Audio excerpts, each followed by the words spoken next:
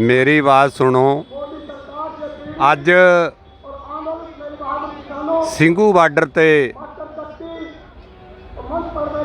मोदी सरकार के खिलाफ चल रहे अंदोलन दे विच दास इंडियन फार्मर एसोसीएशन का सूबा प्रधान होने के नाते किसानां दियां मुश्किलों नूं लेके समेत जथेबंदी ਸਿੰਘੂ बार्डर ते आए हैं, क्योंकि समय समय दियां नलायक सरकारां ने किसानां दा कचूंबर कढ़ के रख दिता, चाहे वो केंद्र दी थी चाहे वो पंजाब दी थी, क्योंकि एक दूए नालों कोई घट नहीं।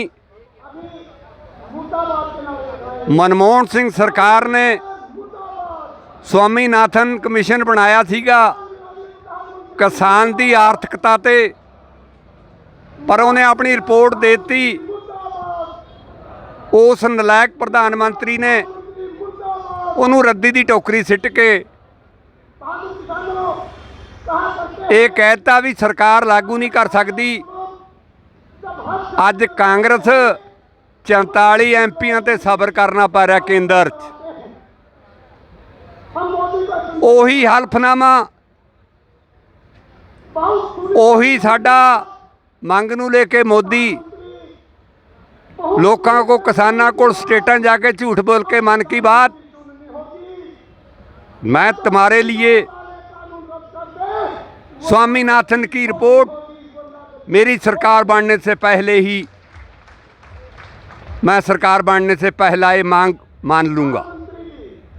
किसान गमराह हो गए किसानों ने, क्योंकि ये जिहड़ी कौम आ किसान ये बहुत जल्दी विश्वास में आती है, लेकिन साडे नाल जो विश्वासघात करता है असी बोर्ड की चोट ते ही फिर अगला फैसला लैंदे हैं। ये झूठ बोलिया, इन्हें सुप्रीम कोर्ट दे विच एक हल्फनामा लाता जदों साडा फैसला सुप्रीम कोर्ट साडे हक च करन जा रहा सीगा कि जे असीं इहनूं लागू करदे हां साडी सरकार स्थिर हो जाएगी, क्योंकि किसानां दे हक की गल थी ना। उसके बाद इस नलायक प्रधानमंत्री ने साडे मजदूर लोगों नूं ये लारा ला के कि तुसी बैंकां दे विच नो बैलेंस खाते मैं ऑर्डर कर दिना, बाहरले देशों से काला धन लिया के थोड़े खाते में डालूंगा, अपनी गरीबी चक्की जाऊगी। क्योंकि कौम साड़ी चाहे मजदूर दी है चाहे किसान दी है बहुत जल्दी विश्वास करती है। ये विश्वासघात करते हैं, उन्होंने खाते खोल दिए, एक भी रुपया किसी के खाते में नहीं डाला सरकार ने, ना आया ना लिया, काला धन भी बाहर रह गया। क्योंकि जब मन कोई आप काले ने आप काले धन वाले ने किस तरह लियाउणगे दूए कोलों काला। दूजी साढ़े ते GST लाती, GST लाई किसानों नूं गुमराह किया कि 2000 रुपया मैं किसान के खाते में डालूंगा, लेकिन 6000 रुपया एक साल का साढ़े ते वाधू बोझ पाता किसान पर। GST खाद परार दवाइयां पर लगी, एक एकड़ वाले दा साल का 6000 नुकसान करता। GST साढ़े पर लाती, साड़ियाँ दवाइयां पर लाती, खादां ते लाती। उसके बाद दूजी बारी फिर सरकार बनाने को स्टेटा में बीजेपी ने अपना राग लापिया, लेकिन असी पंजाब दे विच इसका विरोध करके इसनूं घट गिणतियां च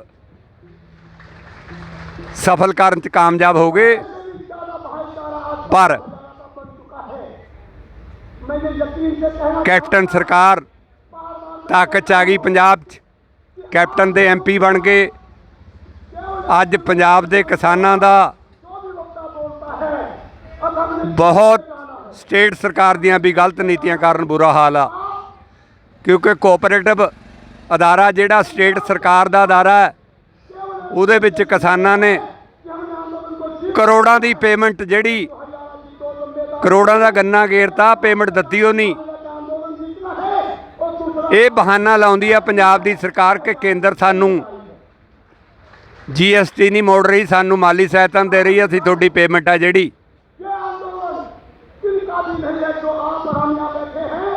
इस करके नहीं दे सकते। पर मैं पूछना चाहुंदा कैप्टन अमरिंदर सिंह दी सरकार नूं कि जिहड़े कोआपरेटिव अदारे किसानां नूं डिफाल्टर नोटिस कढ़दे ने, एक पासे साडा ही पैसा तुहाडे कोल बिना ब्याज पिया, ये निंदणयोग गल्लां है।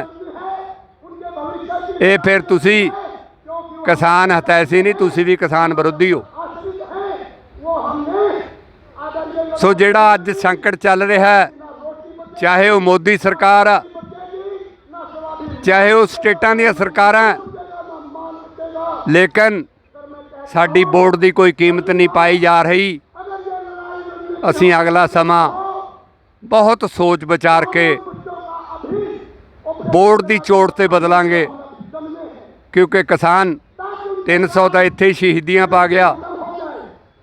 हर रोज़ पंजाब दे विच किसान डिफाल्टर मानसिक चिंता दे विच खुदकुशी कर रहा, जिहदे विच केंद्र सरकार अते पंजाब सरकार दोए भाईवाल ने। असीं आउण वाले समय 'च चाहे अज ਜਿਹੜੀਆਂ स्टेटां दे विच इलैक्शन हो रही आ, उत्थे सिमरन बेनती करते हैं उत्थे दे वोटरां नूं कि असीं तां साडे ते तां इह काले कानून लिया के बहुत बड़ा साडा हक खो लिया।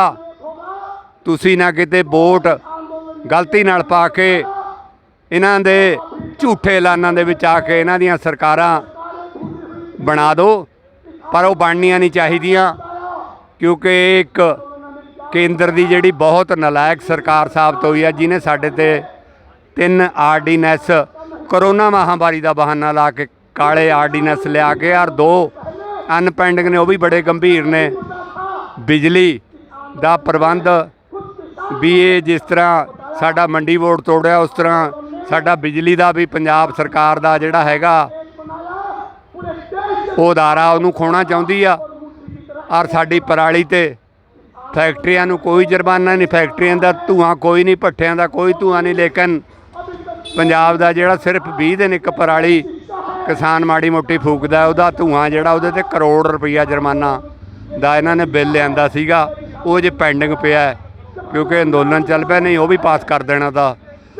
सो असीं आउण वाले समय दे विच समूह किसानां नूं प्रेरांगे, बेनतियां करांगे, जिस तरह असीं आ शांतमई तरीके दे नाल पिंडां दे पिंड इत्थे गर्मी तो बचण लई भी हुण दुबारे रहण वास्ते एक सरकड़े दीयां सिरकियां बनाईयां,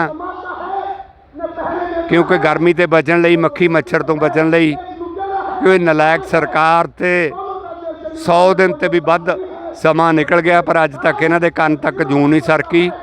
ये जे मोदी चंगी चाहुंदा तां ये काले कानून वापस ले लवे, नहीं तां इहदी सरकार दा वो 5 स्टेटां 'च भी पतन होएगा, अते बाकी इलाकिਆਂ 'ਚ भी जिथे जिथे हुणे पंजाब दे विच होईयां इहनूं म्यूनसिपैलिटी 'च हार होई आ।